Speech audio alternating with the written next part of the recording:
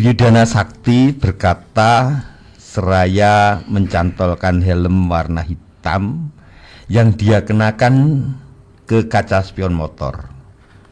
Dia baru saja tiba di tempat parkir markas Badan Penyelidikan Kriminal Keprajuritan.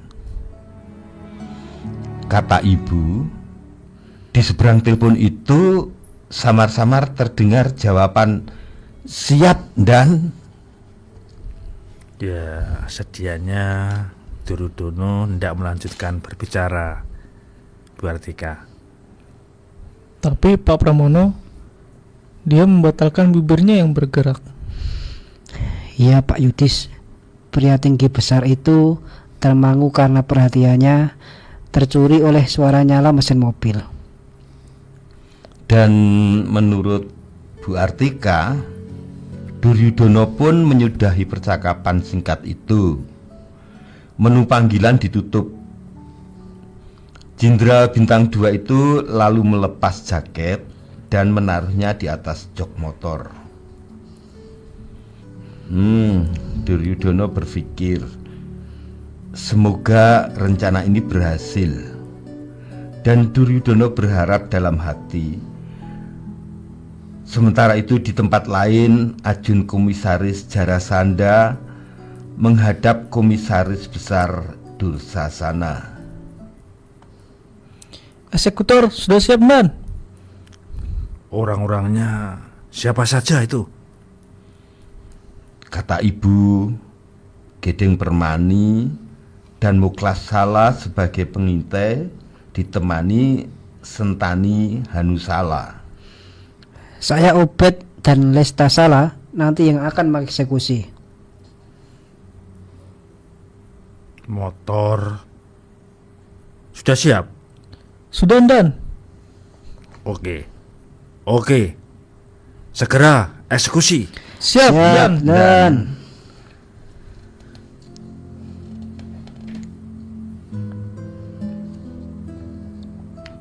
Subuh kali ini tidak seperti biasanya. Firasat Ratna Saraswati, istri Sindu, kurang baik. Ketika dia melongok suaminya keluar rumah, tidak seperti biasanya, jantungnya berdegup kencang. Rasa cemas dan was-was menyelimuti benaknya. Dia mengingatkan, Bang Sindu, salat subuh di rumah saja, katanya. Kenapa sih, Sar? Rasulullah saja menganjurkan kita orang buta untuk sholat berjamaah di masjid. Maka Ratna Saraswati menjawab, ya sudah kalau begitu Bang, hati-hati ya. Kita sudah di halaman Masjid Al-Hidayah, Pak Obed. Betul, Pak Lesta Sala. Suasana masih sepi. Sebentar lagi sholat subuh akan selesai.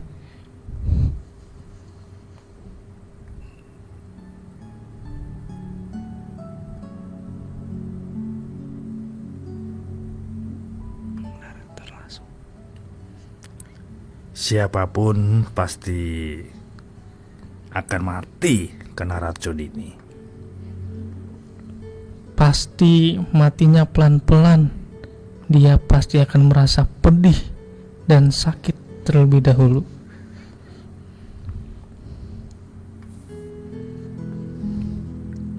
Sindu keluar dari masjid itu. Lesta Sala menghidupkan motor, lalu mendekat pelan-pelan ke arah Sindu. Matanya menatap tajam, seperti melihat mangsa yang baru saja keluar dari tempat persembunyiannya. Beberapa meter sebelum mendekati Sindu, motor itu melaju dengan cepat. Dari jarak yang sangat dekat, Obed lantas menyiramkan air keras yang sudah disiapkan. Menurut Artika, mereka langsung ngacir meninggalkan gelasnya. Saya hanya bisa merintih kesakitan. Ya Allah, pedih sekali. Awalnya hanya segelintir jamaah, yang tahu bahwa Pak Sindu diserang. Benar Pak Pramono. Setelah Pak Sindu berteriak minta tolong, barulah jamaah-jamaah lain yang masih di dalam masjid keluar semua. Pandangan mata saya seketika kabur. Dalam sekejap, semua yang saya lihat hanyalah gelap. Saya seolah berada di awang-awang. Sambil tertatih, saya berjuang keras kembali ke dalam masjid.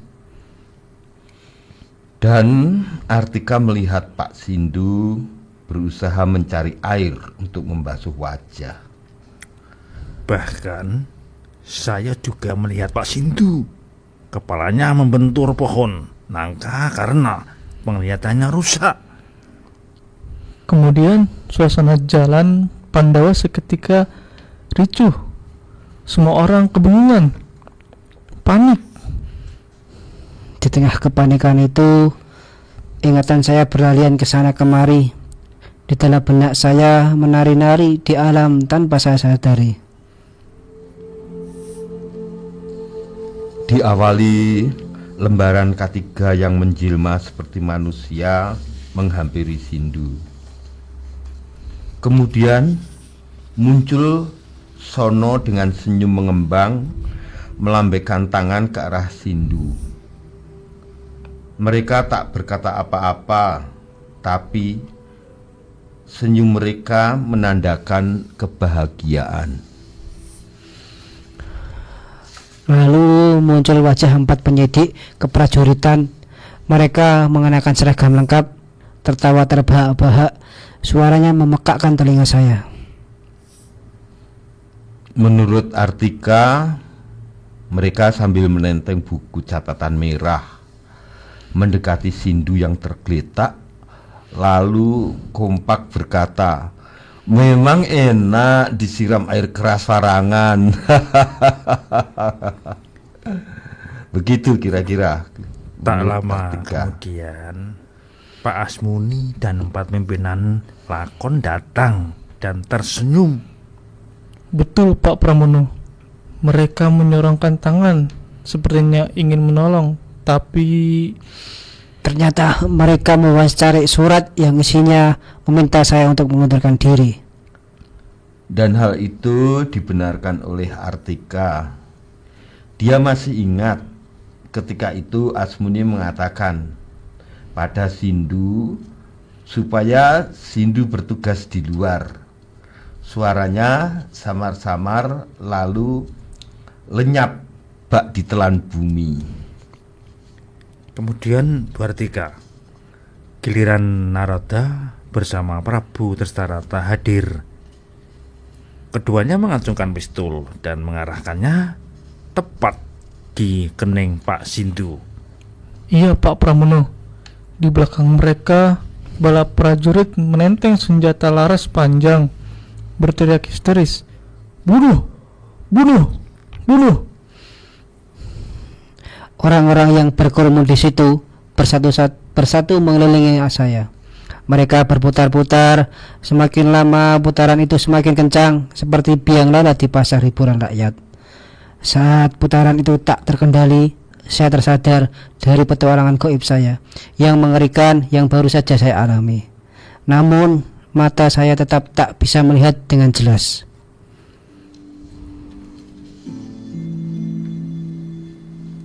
Melihat kondisi Sindu yang nyaris sekarat, warga membawanya ke rumah sakit Waras Asih untuk pertolongan pertama. Jaraknya beberapa kilometer dari kediaman Sindu. Di sana, Sindu langsung mendapatkan perawatan medis. Bagian wajah, khususnya mata, dibalut perban oleh tim dokter.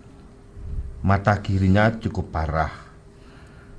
Air keras itu masuk hingga menyentuh selaput kornea mata, sehingga membuat tekanan mata bekerja melebihi ambang batas. Untung mata kanan saya bernasib lebih baik. Tak banyak air keras yang menyentuh kornea, sehingga tak mengalami kerusakan yang begitu parah seperti mata kiri saya. Artika nyeletuk, untung. Ah, Pak Sindu begitu katanya. Mata Bapak secara keseluruhan tetap drop, bahkan hingga di angka 5%. Saat ini Bu Artika, bala prajurit Mayapada Utara tiba di lokasi kejadian. Mereka memasang tali pembatas di lokasi kejadian dan melakukan olah tempat kejadian perkara. Benar Pak Pramono, beberapa penyidik menginterogasi para warga. Mereka menanyakan bagaimana kronologi penyerangan tersebut. Bahkan saya dapat informasi di sela-sela penyidikan itu, salah seorang penyidik keprajuritan meraih gelas yang tak tergeletak yang letaknya tak jauh dari lokasi kejadian. Begitulah menurut Artika. Ukuran gelas itu kecil.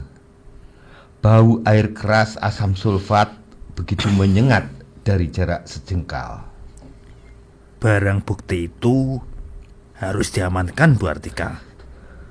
Pasti ada sidik jari pelaku di gelas itu. Kami tidak mampu menahan maunya Duryudana, Pak Pramono, dan Pak Sindu sebaiknya membentuk tim gabungan untuk mencari fakta tersebut. Jangan saya yang ngomong ke pemimpinan. Kalau saya yang ngomong itu nggak baik. Ngomong langsung ke orang lakon atau pimpinan saja. Tapi menurut Artika, perwira prajurit akan menghubungi Yudis, memberitahu bahwa pimpinan tertinggi lakon segera minta Perdana Menteri membentuk tim gabungan pencari fakta. Sayangnya Bu Artika, informasi itu bocor ke petinggi keprajuritan Pak Asmuni, Sehingga rumah perwira prajurit itu dikepung bala prajurit khusus bersenjata lengkap. Dia ketakutan seperti baru saja melihat malaikat pencabut nyawa. Perwira prajurit itu menghubungi saya, mengatakan daripada dibunuh jadi bandit, lebih baik saya jadi pahlawan. Pistol sudah saya isi 6 peluru. Saya mau bunuh Prabu Drestarasta. Saya tembak. Saya tahu prajurit yang mengepung rumah saya adalah suruhan Prabu Drestarasta. Namun Sindu berhasil membujuk perwira prajurit itu untuk tidak bertindak gegabah. Prajurit itu lari lewat belakang rumah setelah situasi aman. Beberapa hari kemudian dia menyerahkan surat pengunduran diri. Namun dia tidak menceritakan pengejaran maut yang dialaminya beberapa hari lalu.